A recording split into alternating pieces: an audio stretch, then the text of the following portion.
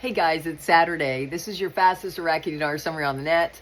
We had 19 articles this morning that we went over in my live, and Sabrina did the timestamp so you can look to see the details.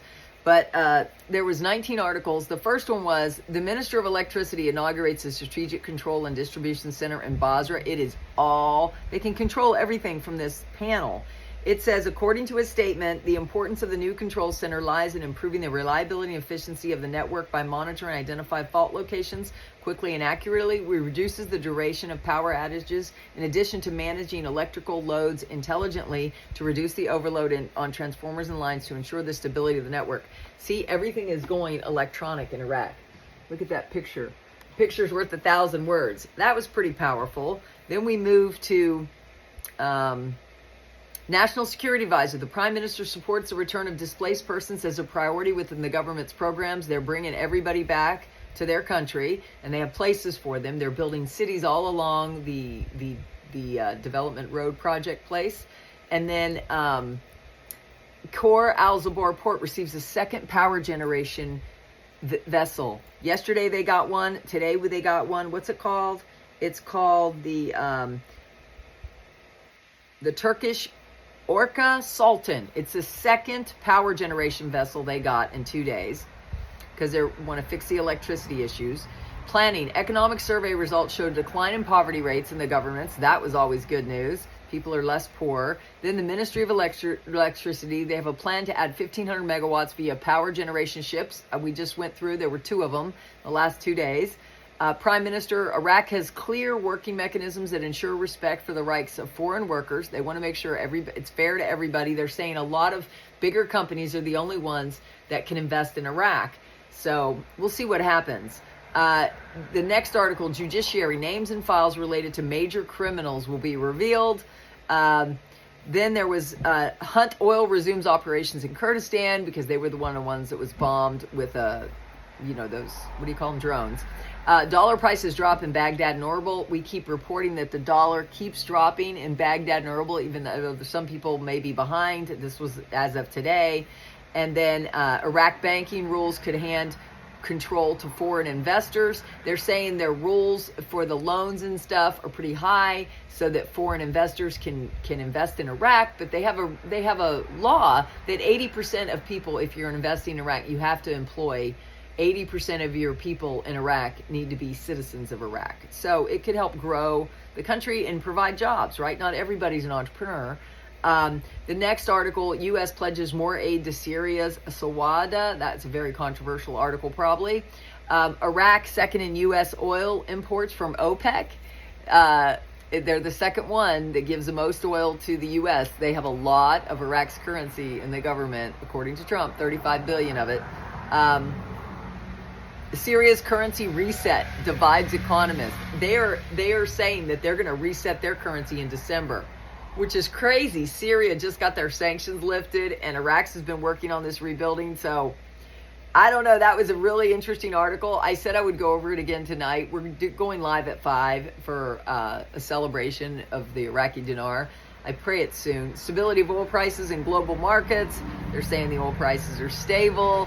Everybody likes to talk about the tariffs. Anyways, the next article is the Ministry of Water Resources announces the completion of the Shat Al Arab irrigation canal feeding project. They are saying that they're just working on their water resources, guys, to prevent the shortages. The next article, the second round of talks between Iran and the IAEA, the International Atomic Energy Agency, was held. They did refer to the fact that they were bombed. They want back in the club, right? The next article, ISIS suicide attack targets checkpoint in Syria's Deir ez-Zor. They stopped him. They killed the perpetrators. But it was a suicide bomber, but it's on the Syria side, not Iraq side. But they sent it to us because they've got military people all over the place. And some of the people over there were still praying for their safety. They went to some dangerous areas from our team. Hi, Roxy. This is my girl, Roxy. Kurdistan's Al-Sulaymaniyah recovers after overnight violence. There were some problems. They had some violence overnight, but they lock it down. Their military is in control. They have police now. They have a 911 system. They have all sorts of stuff going on. Iraq customs shock, soaring car prices and public outcry. Well, this is the one article you never know, guys. There are people that write articles and they don't say their name, and who knows what side they're on, right? But the U.S. is sticking to their tariffs and they're earning a lot of money. Somebody said, I think it was $4 trillion they reduced the deficit or whatever. So now we go to what everybody else says about the Iraqi dinar. Sandy Ingram, there are news reports all over the internet in the international feed, except from Washington, D.C., that U.S. troops will be leaving Iraq in September. However, the Pentagon doesn't know anything about it, and it is said that they have no plans to leave Iraq September 2025. Newspapers from all over the world are reporting this, but the Pentagon says they don't know anything about it. I don't know her position. She shows up in these summaries every once in a while. I don't know all of a sudden why she's talking about that, but we've heard from our sources on the ground they are moving people around. They are supposed to be out by September of 2026, and we covered articles here that they are turning to a strategic partnership instead of, just traditional military. Fun Lou, they're hot and cold sometimes. It says Iraq is not currently subject to comprehensive U.S. sanctions as a country. That Mr. T told us that January 15th of this year. He's going to be our guest again Monday. It'll be interesting to hear from him. He's also got a new project he's working on. I'm allowing him to tell you about it. So if you're a Miracle Manifestation member or higher, you'll be allowed to get in the Zoom on Monday. It says most broad U.S. sanctions imposed after the Kuwait invasion in 1990 were lifted years ago. However, the United States does maintain targeted sanctions against specific individuals and entities associated with the former Saddam Hussein regime and others who are seen as undermining Iraq's stability or threatening its peace. They have sanctioned some people that may be a part of Iran. So, yes, they still sanction individuals when they find them. And, guys, Iraq has this new system. Again, it's transparent inside, and it's run by the Iraqi dinar coin. People don't need to understand it. We just know we're hearing the citizens can take their Iraqi dinar, the high valued currencies, bring them into the bank and get digital accounts that match it 1-to-1. That's what we're hearing. So, but can you take these into a bank in America? Not yet. It's not released to be international yet, but we can keep an eye on the Iraqi dinar coin's value. Let's see. So, yeah, these measures, when they want to sanction people, include asset freezing and restrictions on financial transactions. But again, because they have that system that everything's transparent, it's much easier to do. They don't have to have analysts in a room looking for crazy transactions. They can just simply load the files up of all the formerly known and then stop those transactions and have an automated case. I mean, you just have to understand, as an auditor, these systems are key to truth and stability and cases. Because you follow the money, you have a case, right? So they can accept the money and then take it right back. So it's really good. I really am excited to see these systems in action. Evidently our military has, and AI is associated with it, so they can find perpetrators a lot faster than we can. We can talk more about this at 5. Militiaman, article quote, Ministry of Commerce discussed developments regarding Iraq's ascension to the World Trade Organization. Yes, that was exciting news. We talked about that yesterday. I think the British Embassy has an interest in Iraq. Why weren't they part of the coalition forces? Don't they have dinar? I think they do. What about the United States Treasury? Do you think they have some? I think they do. I shared in a membership live Trump, what he actually said about it when he was interviewed January of 2020. It's January 15th. It was very interesting membership live stream. You can be at any level to watch that. There was 2 this past week.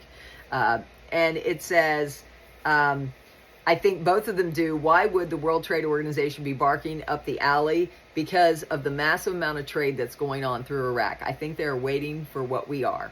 So Frank26 says Oliver and Wyman has extended the deadline from August 31st until the 28th of September concerning the bank's liquidity. Many will say, oh no, is this the end of the world? Bad news, terrible. They don't do what they were supposed to do again.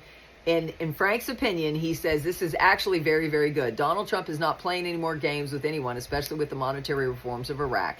If Soudani and the CBI had not pleased Donald Trump enough to the point where he would say, forget about it, we're shutting it all down, that's what would have happened. Instead, you have an extension by Oliver Wyman and Trump. He says you're going in the right direction with the monetary reform. You are pleasing me. If they weren't, this deadline would not have been extended. So I thought that was a great point that he made. Then Mountain Goat says, article, Baghdad and Erbil on the verge of a historic agreement. Oil salaries and non-oil revenues are close to being resolved.